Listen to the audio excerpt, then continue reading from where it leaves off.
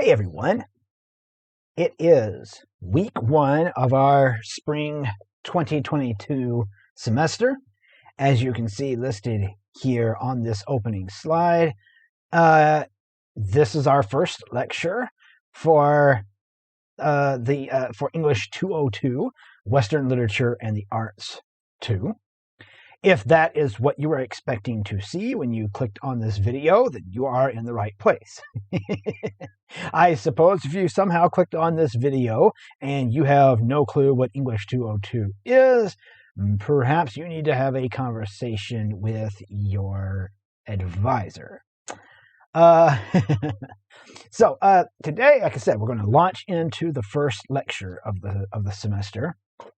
And as such, if you have not yet seen the syllabus review and course introduction video that Professor McIntosh and I did last week, in the week right before classes, you may have seen some material pop up, or if you didn't join the class until after we submitted those, you may not have seen them.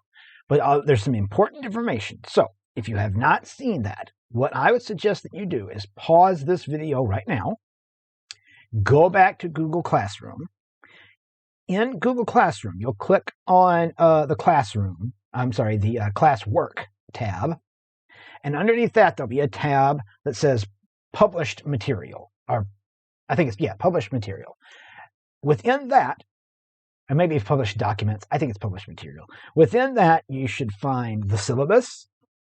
You should find a video that we recorded talking about the course and completely filling you in on how this course is going to work and going through the syllabus and explaining things to you. There's some other important stuff that you'll find in that folder that you should at least take a quick glance at before you sit down with me and dive into the material. All right. So again, if you've not viewed that stuff, if you've not read that stuff, I'd pause, go back to Google Classroom and take a look at that, and then come back here. I will wait right here for you. I won't go anywhere, okay? You go ahead and take care of that business. I'll be right here. We're sorry. All of our representatives are still assisting other customers. Please remain on the line as we value your call.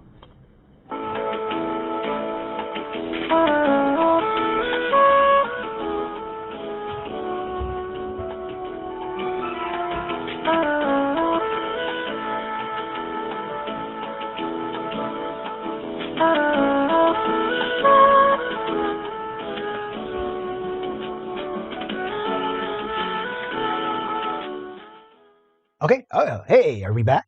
All right. Excellent. Great. All right. Then let's dive right in, shall we? So as it says here, we're going to talk about the late Middle Ages moving into the Renaissance. We're specifically in this class dealing with the history of the art, philosophy, literature, theater, etc., of the Western world. So we're specifically talking about Europe here. Last semester, we ended at the end of the Middle Ages. This semester, we're going to work our way into the Renaissance. But the Renaissance is this period of time that has a wibbly, wobbly, timey-wimey beginning to it. Right? Where there are some who will date the beginning of the Renaissance to the 1400s. Like exactly at 1400. Some will date it a little bit earlier.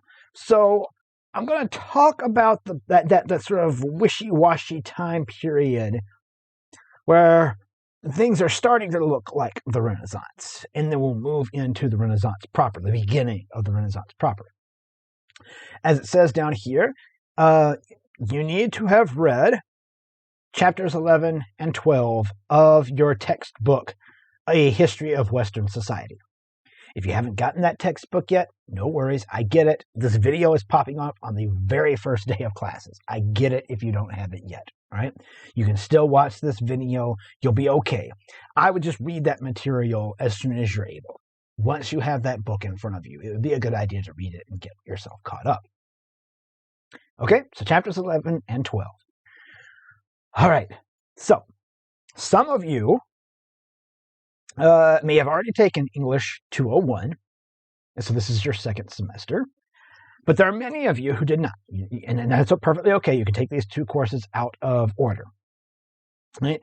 But the thing that comes with that, with taking this course and not having taken 201, is there's a lot of what I'll be talking about as we dive into the Renaissance that refers back to the material that we were looking at in 201. Because the Renaissance is going to be really hung up on looking backward in time and sort of regaining, refreshing, if you will, things that they saw in the past. They thought, yeah, we like what happened back then. So I found this little video that is referred to as History of the Art in the History of Art in 3 minutes. Now, we're not going to watch the full 3 minutes. We're going to watch how this person describes all of that material that you would have gotten back in English 201. All right? This will provide some background for us. The History of Art in 3 minutes. The oldest art we know of is about 40,000 years old. It was painted on cave walls or sculpted from rocks and consisted mainly of people killing animals or each other. An exception to that rule is the famous Woman from Willendorf, an abstract sculpture of a faceless obese lady wearing no clothes except a shower cap. After a while, people started to write things down, and proper history began. Civilizations developed in Egypt, Persia, Mesopotamia, Greece, Rome, India, and China. This highly significant period in art history gave the world pots, earthenware, crumbling temples, more pots, gods, warriors, warriors on pots, gods on pots, cats, and god cats on pots. In the Middle Ages, the West was dominated by the Church, who disputed the validity of all the old gods and says there was in fact only one.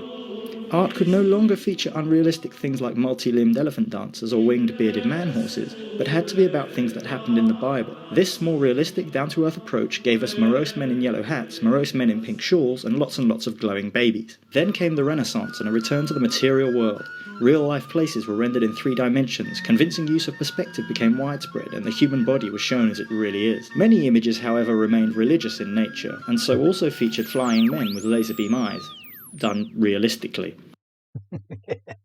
So, of course, that's meant to be humorous, right?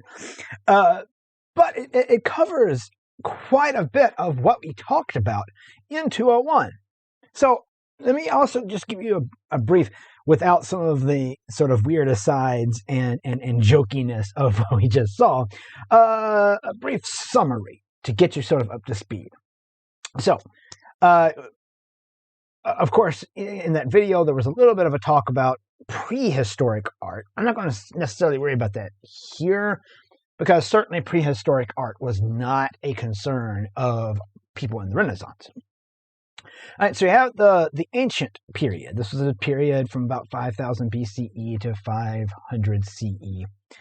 And when we talk about the ancient period, we talk about a few ancient civilizations that sprung up during that period of time. Ancient Mesopotamia, ancient Egypt, ancient Greece, and ancient Rome. Right? And then in 201, we talked about each of them, and we looked at their cultural significance, as well as their art, their literature, things of that nature. Then, toward the end of last semester, we took a look at what is referred to as the medieval period, or the Middle Ages, which goes from circa 500 CE to, again, circa the 14th century CE. Again, I said somewhere around the 14th century, because it's argued whether or not the Renaissance starts at 1400 exactly or in the 1300s. Anyway, so when we look at medieval Europe, a few of the important things that we talked about. We talked about the Holy Roman Empire, which was sort of the vestiges of the Roman Empire that tried to stick around for a while during this period of time, this 1,000 years of history that followed the fall of the Roman Empire. And its significance, in this area sort of that we know now as Germany. We talked about its referral as the quote-unquote Dark Ages. It wasn't referred to that in its own time, of course. The Dark Ages is a term that really begins to become used in the Renaissance and later. Because in the Renaissance, they're going to look back at this 1,000 years of history and then look back at ancient Greece and Rome before them, and they're going to really enjoy what they see that particular period in history doing, its advancements, its art, its culture, and they're going to feel like the medieval period in between was this dark time where we weren't doing the same cool stuff we were doing back in the ancient times. That's how the Renaissance felt about that period of time, at least. And of course, the church, the Catholic Church, was sort of the supreme main governing power of this time, right?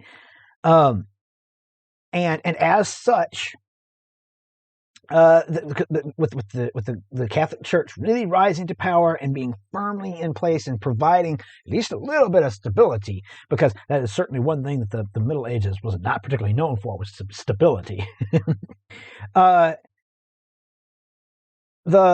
The philosophy of the time in the Middle Ages and everyday life for individuals living in the Middle Ages in Europe was to look toward heavenly rewards rather than an earthly life. The church imposed this way of thinking that while you are on this earth, your main goal is to store up your heavenly rewards. While you are on this earth, you should suffer. You should suffer. You should work hard. You should take on penitent ways of working and thinking as well, because you should be spending your entire life atoning for the death of Christ. You are responsible. Christ died for you. You need to work off that debt, so to speak. And that was the way of thinking, right? That one shouldn't necessarily look toward the betterment of their life here on earth. They should be looking for heavenly rewards. Now, certainly, I don't want anyone to think that applied to everyone.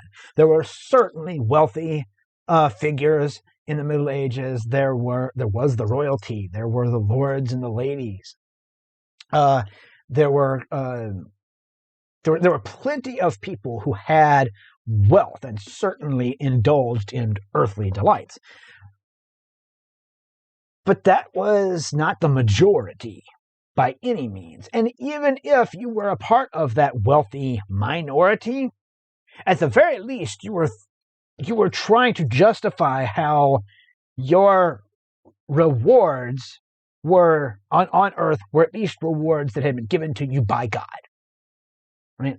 Whether that be because you inherit that from God, or whether you felt like you had earned it somehow from God. Right? We talked about how also during this time, and again, this is in a lot of ways because of the prevalence of the church, a lot of the ancient Greek and Roman philosophy, literature, art, and science was actively repressed by the church, particularly in Western Europe. Now, there were some people who continued to sort of copy those things down and sort of keep them hidden on the down low, and which is why we have some of that that has survived.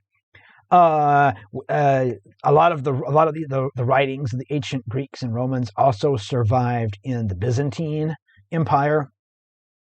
Byzantine Empire was what was left of the Roman Empire in Eastern Europe and into Eurasia.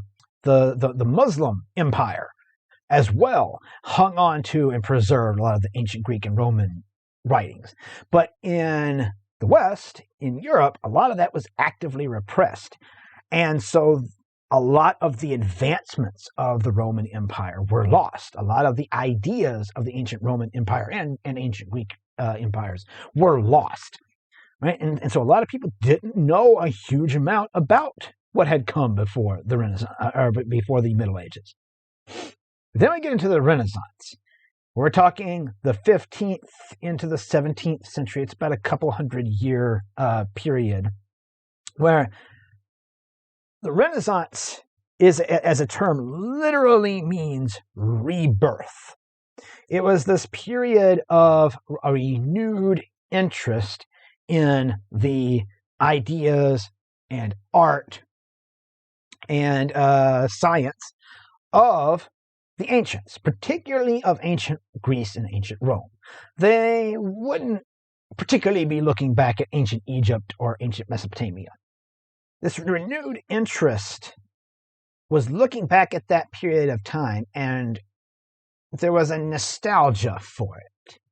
It felt like this was this period of time when we had had great advancements in architecture, in civic engineering. Some of the philosophies of ancient Rome and ancient Greece began to be available again. People started reading this stuff and seeing these ideas that were not necessarily immediately connected to Christianity.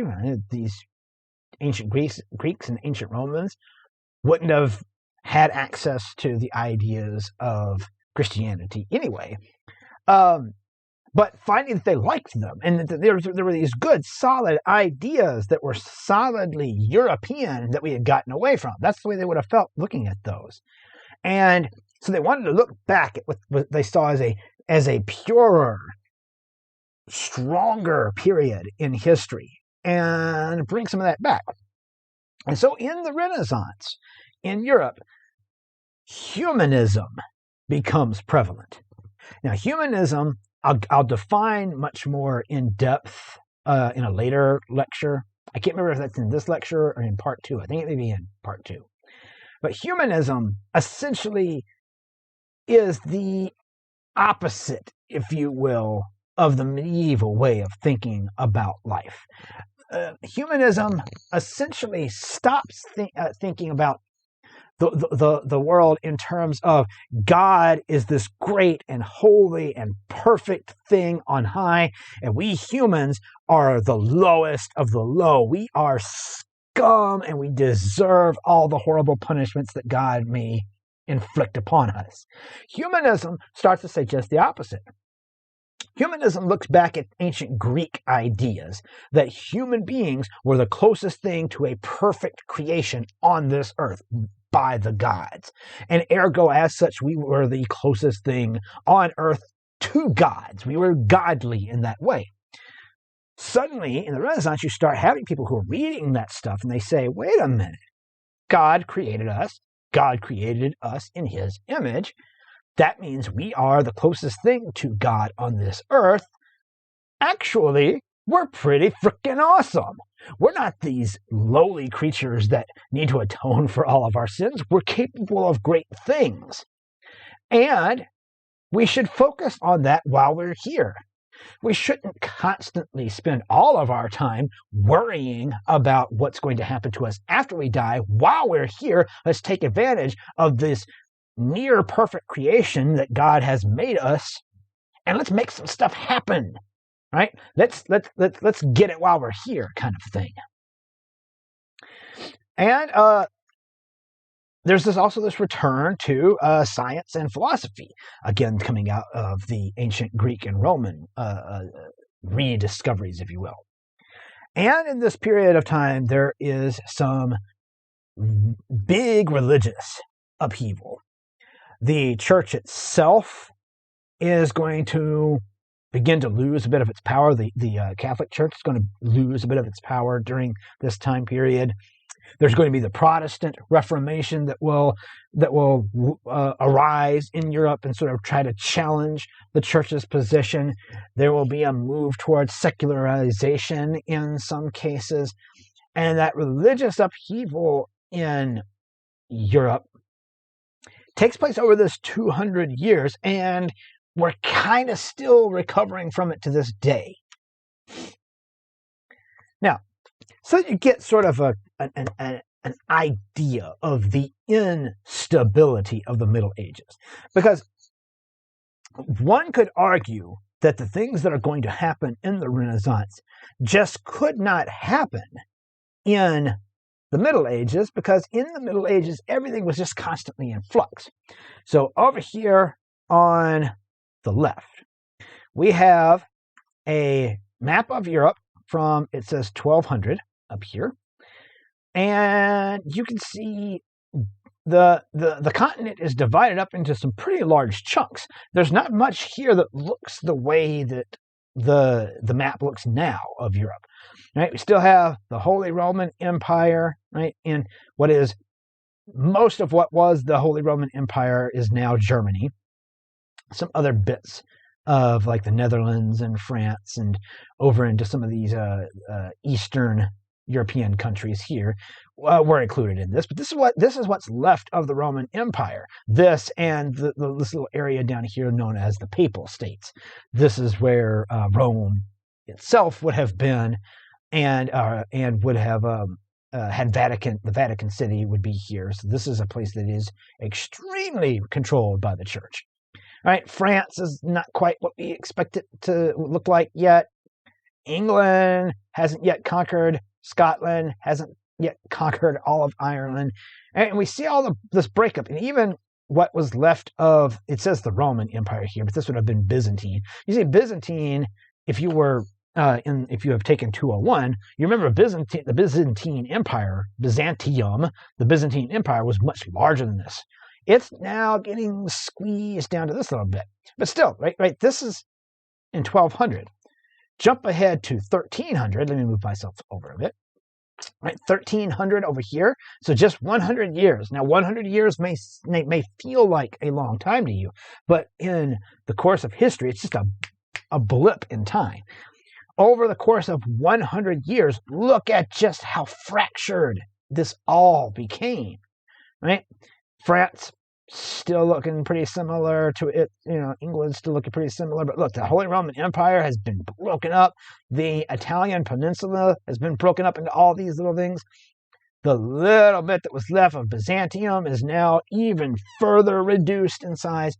This is an indication of the kind of political upheaval that's happening as people and smaller kingdoms vie for their own provinces and things of that nature. And so the church, right, had a much easier time controlling these larger areas. But once you start breaking everything up and everything becomes so much smaller, there's so much more.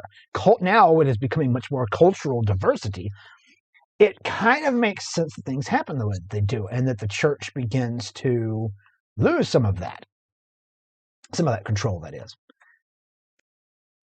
Now, as we arrive at the end of the Middle Ages and moving into the beginning of the Renaissance, let's take a look specifically at the Italian peninsula for a bit, because what's going on here is going to be of great importance in the Renaissance. The Italian peninsula, as we reach this period in time, is starting to get broken up into a grouping of what are called city-states. These city-states formed as urban areas around Italy became independently wealthy apart from the church. Understand that right there is going to be a refrain that's going to be repeated often over the next few lectures. Because each time a region becomes independently wealthy from the church, and then they no longer feel like they owe their fidelity to the church, the Renaissance begins to arrive. It's a marker that the Renaissance is, if not arriving, it's on its way. This would usually be due to commerce in the area or some natural resource. And then these cities would gain control of the surrounding areas, and now you have what is referred to as a city-state. That city-state could now take part in civic pride, and start investigating secular and religious pursuits as well. Now, civic pride, secular and religious pursuits. First off, let's talk about, if you recall, if you've taken English 201, if you haven't, I'll remind you, that in ancient Greece, city-states were a thing. You'd have a city and a surrounding province sort of named after that city. Like Athens. Athens was a city-state. Sparta was a city-state. Right? So this is already an idea that's being borrowed from the ancients and being brought back again. Right? Civic pride. Suddenly now, if we have these different cities around the peninsula of Italy, and this would happen in other places in Europe as well, we can now start to take some pride in our own city. That would not have necessarily been allowed before, right? We should be thinking of ourselves as these lowly creatures here on Earth. But now we can say, no, you know what? Our city is not only a great city, it's the best city. Our city is red hot, your city ain't doodly squat kind of thing, right? We can have that kind of pride in who we are as a city. So you get some important city-states that crop up during this time, like Siena, Florence, the Papal States, of course, right? The Papal States, these right here that are in this kind of yellowy cream kind of color, Papal States are still powerful. Don't get me wrong. That's where the church is centered and headquartered, and it's going to remain powerful, but not as powerful as it was in the Middle Ages. Venice as well. Venice is up here. Naples, this area down in here. These all become very important city-states. And each one, the people within that city-state can now feel a sense of pride.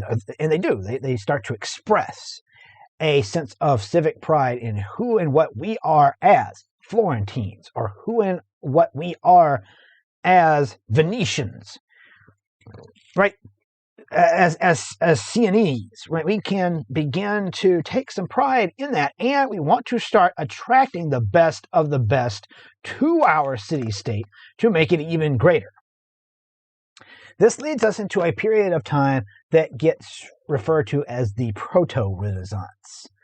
Now, when I was a student a number of years ago that we will not talk about, in a similar position as you, the Proto-Renaissance wasn't really talked about as much. This period was sort of referred to just as sort of the late Middle Ages. But there have been those who have sort of re-examined it and have said this needs its own classification. And they say that this is essentially a pre-Renaissance period of time from roughly the 14th century, from 1300 to 1400, specifically in Italy. And it refers to, the Proto-Renaissance refers to the progressive, specifically the progressive artists, the painters, and eventually some sculptors, though we're going to look specifically at painters, who pioneered a new form of figurative naturalism. Figurative just means we're painting things that are meant to look realistic, right? We're painting things. Figurative means people, places, things, animals, right? Identifiable stuff that you can point at and say, yep, that's a barn, that's my Aunt Tilly, this is a dog, that's a pond, that's a tree. Right? Naturalism means that those things are made to look as close to observational, natural as possible. Right? Observational naturalism means that you're trying to make these look as close to what our eyes see as possible. And these artists that we're going to look at start doing that here in this period known as the Proto-Renaissance, but what they were pioneering wouldn't be fully developed until we get into the Renaissance proper. So our first artists that we'll look at from this Proto-Renaissance period. And an extremely important one, you'll probably see a quiz question about this individual, Giotto di Bondone, or you can just refer to him as Giotto. A lot of the artists that we're going to look at would just go by their first name. And Giotto, that's what we Giotto is Giotto. But Giotto di Bondone, he was born somewhere around 1267. He died in 1337. And he was a 13th and 14th century Italian painter and architect from Florence, who is considered a pioneer of what, as we said, has since been labeled the Proto-Renaissance. Again, like I just said, it's sort of a bridge period of time between the medieval and the Renaissance. Now, Giotto arrives on the scene, and he's going to be doing some stuff that's going to blow people's mind in his time period. Now, up until Giotto arrives on the scene, a lot of the paintings that would have been done at the time would have been very Byzantine in nature. And to a certain extent, Giotto is still looking at the old Byzantine paintings that were all very flat. I mean, before we really sort of dive in looking into this work of his, let me look just real quickly at some of Giotto's influences. So Giotto starts traveling around, and he's looking at things like the very early Christian frescoes, right? So a fresco, what is a fresco? Fresco is a painting that is done usually on a wall. It's usually a mural, where wet plaster is put onto a portion of the wall, and an artist paints into that area as quickly as they can as the plaster is curing. And then they'll plaster another area and paint there, right? So that once the plaster has cured, that paint has cured into it as well. Down in the catacombs underneath Rome and in other places in what was the former Roman Empire, there were these early Christian frescoes that were painted on the walls as murals.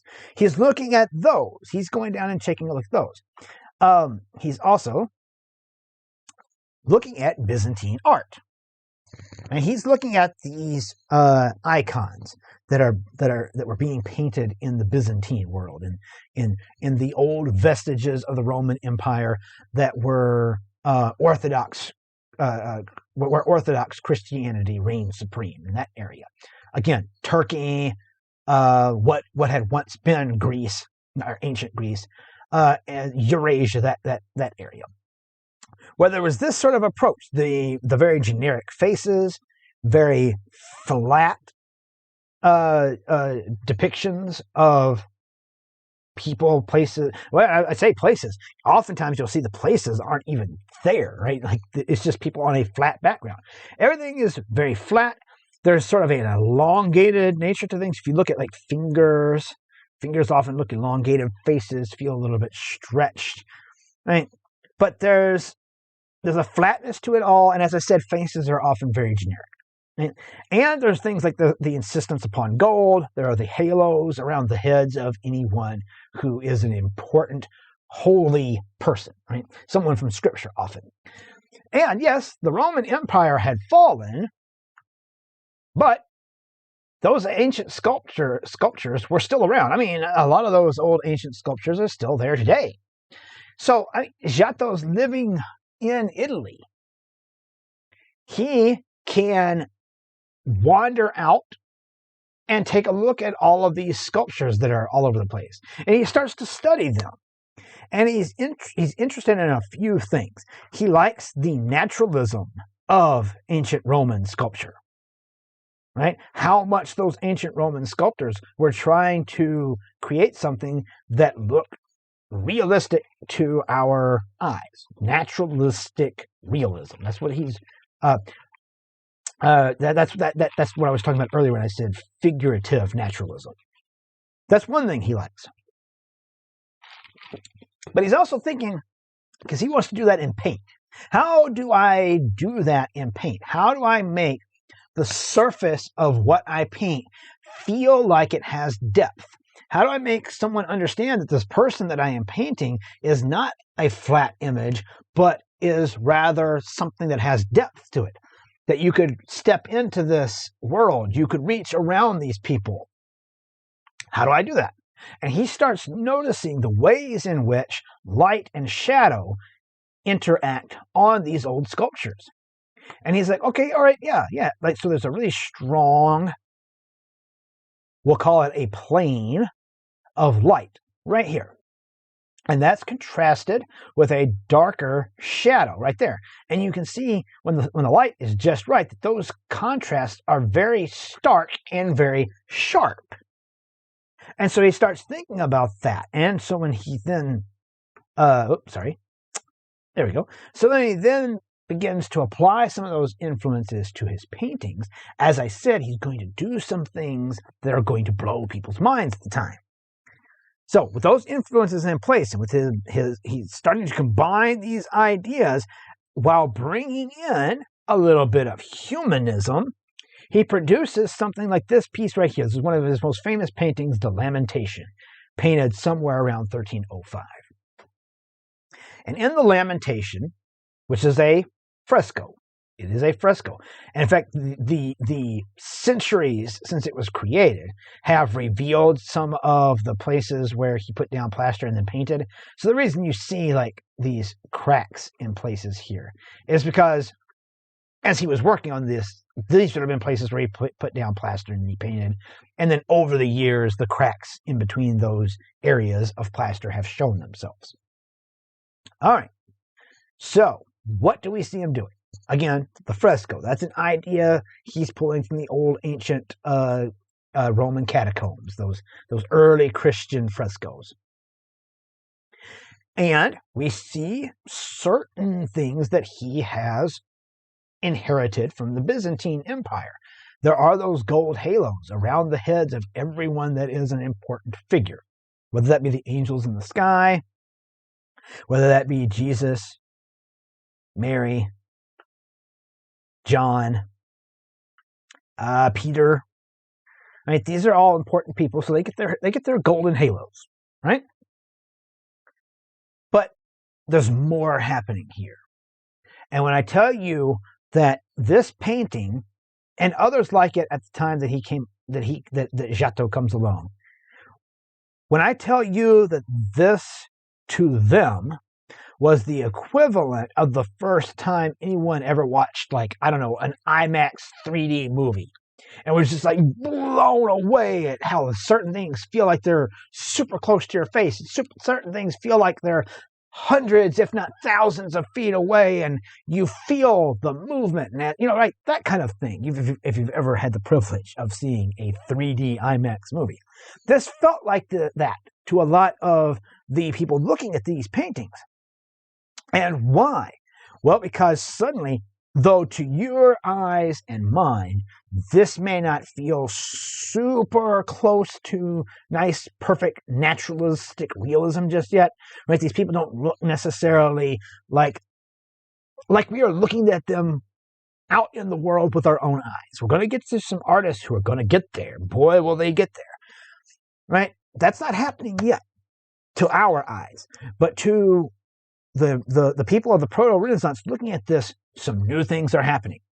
What is he doing? Well, he's taking those lessons that he got from looking at the old Roman sculpture that he sees around. And you see his use of light and shadow mimicking what he sees happening in those old sculptures. Right? That harsh light, sharp contrast between the light and the shadow, dividing the body up into sort of a series of planes. And then those planes give us the sense of that human being a solid, three-dimensional thing that's in front of us, right? Now, they end up looking very blocky as a result to our eyes, it works, right? We get this indication, like nobody feels flat. No one has the kind of flatness of the old Byzantine era. Also, a thing that the Byzantine era would do is, again, because of the flatness of everything, is there would be no depth. And so oftentimes, it's happening a little bit in this piece. I probably should have gotten one more piece to showcase this happening. But people, what would be either be sort of side by side, or if there needed to be any kind of distance shown, you'd have one person just sort of stacked on top of another, right? In complete flatness. There was no sort of sense that there was depth happening there. Not with Giotto. Giotto gives us a scene where the people within it aren't just perfectly arranged so that we can see them all, right? People block our view. This woman is blocking our view of whoever that is behind her. Her hand has come up and has completely blocked the face of this person here. We have Mary and Jesus who are blocking our view of who's behind them. And we even have this woman right here in front who's blocking our view of Jesus. And not only is she doing that, but the way he painted her with this blocky kind of light and shadow, she's protruding a little bit into our space.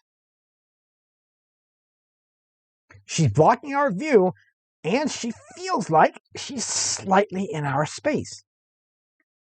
That is characteristic of Giotto. You're going to see that kind of thing happen in a lot of his pieces. And then he wants to give us a sense of depth. He wants this entire thing to feel, and understand, this is again painted on a wall, so it's really large. And he wants you to be standing in front of it and feel as though it's happening in front of you, and that if you only somehow could magically step through the wall, you could step right into this thing. And so he often has the action that we see happening on what feels like a very shallow stage. Right? You'll notice, like, it feels like there's a nice flat floor in front of us, and this bit of rock that sort of comes down here. It doesn't feel like it's that far away, right? It's just kind of like a shallow stage, as if we were watching something happening on a stage in a play. Now, that was already mind-blowing in and of itself. Right? The sense of 3 dimensions, the sense that objects and people and environments have depth and space, and that we could step into that. That was already mind-blowing in and of itself, and it did blow minds. But he's also bringing into this that sense of humanism that I was talking about. Now, it's a religious painting, for sure, no doubt about it. This is, the Lamentation is a traditional scene that gets painted. It's meant to be the moment right after Christ has been taken off of the cross, and the people around him who lament, who cry and mourn Jesus' loss. And in this painting of the Lamentation, in a lot of medieval and Byzantine versions of this scene, everyone has that same stoic, generic face. Does Giotto do that? No, he does not. Not only do we get the indication that each person here is an individual, we also get an indication that, there's evidence here. He may have even had models, right? This guy looks very specific in such a way that it looks like Giotto may have found a guy and he was like, you know what, I want you to be Saint Peter. Come and sit for me. Let me sketch you out. Let me get an idea of how your face looks. I want to include you in this. Right? Everybody looks very individualized. Right? Let's go back to the Byzantine, and medieval art was very much like this as well. Right? Faces are super generic. They have rules that you follow in order to create them. And often, like I said, they're expressionless. He's not doing that here. He has used specific individuals. He wants each person to look different than the next person. And he has gone through great pains to showcase their emotions. That's not a thing that would have been allowed or even really thought about in the Middle Ages.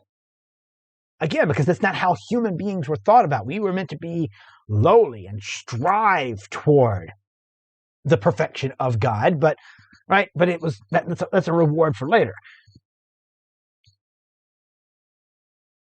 Giotto is telling us a story of a biblical event, and he is allowing the people within it to have emotions. Not only the people within it down here, who are, of course, humans with their feet planted to the ground, even the angels themselves are wailing and crying over this incident that's happened before them, Christ's death. That's an early example of humanism, because it is Giotto is using an emotion that we as human beings can all identify with, that pain, that anguish, that sadness, and allow that to see those looks on their faces, to be a moment where we can sympathize with the people that we're seeing, and we can maybe get a little bit of a feeling in ourselves of what that might have been like, what it might have been like to have been there in that moment. And that's early humanism, not at all like what would have been seen in the Middle Ages. And that blew people's minds. Now, he wasn't above making paintings that were still hanging on a little bit to the old medieval ways of thinking. I mean, he had, of course, patrons who would have been paying him, different churches, chapels, things of that nature. He's not getting a ton of, say, private patronage. He's painting for the church.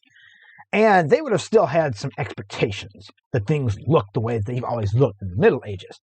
This painting that he did in 1305 to 1306, a Madonna enthroned, is an example of him hanging on to some of the old medieval ways of doing things, right? This looks very Byzantine. With all that gold, the people are kind of stacked up, but there's still that classic Giotto treatment of the forms of the figures, these sharp, like very blocky, almost planar figures that are within the scene. And again, yeah, he may have stacked these people a little bit, but their halos are blocking our views of others behind them. And he doesn't quite have how perspective works yet. We'll see that someone else is going to figure that out soon. I say soon, in another 100 years or so. But he's done a little bit of work here to give an indication of the depth of the throne that she's sitting on and the steps. And that, again, if we'd have been standing in front of this, it's meant to look as though we could step in. We could just take a step, and then we could take another step. And then we'd be right there at the foot of the Madonna. Now, baby Jesus here looks like, like a 43-year-old man, but that was also very medieval. A lot of medieval paintings of Christ, and certainly paintings of Christ in the Byzantine Empire, often have baby Jesus looking like a grown man. It was a thing. And so he's not quite getting away from that, but you get a sense of naturalism in the way that he is painting all the other figures, including Mary herself, where he seems to have models that he is basing these on.